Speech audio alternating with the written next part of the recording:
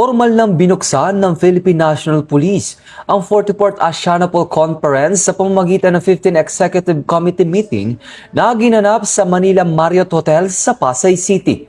Pinangunahan ni Police Major General J.R. Kumigan, ang Director for Plans at Chairperson ng 15th EXCOM ang pagpupulong na dinaluhan ng mga kinatawan mula sa 10 Asianapol member countries.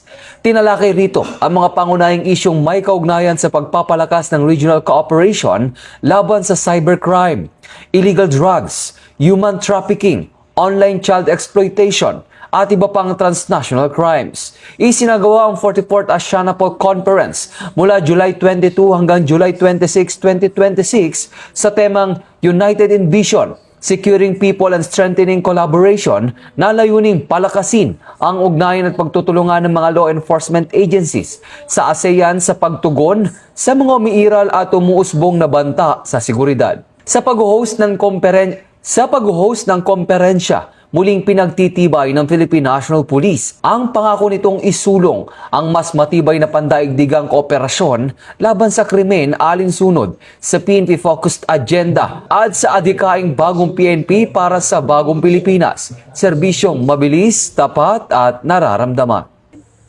Mula dito sa National Headquarters ng Philippine National Police, ako si Patrolman Edwin Baris nagbabalita para sa Police News Network. Alagad ng batas, tagataguyod ng Balitang Pulis.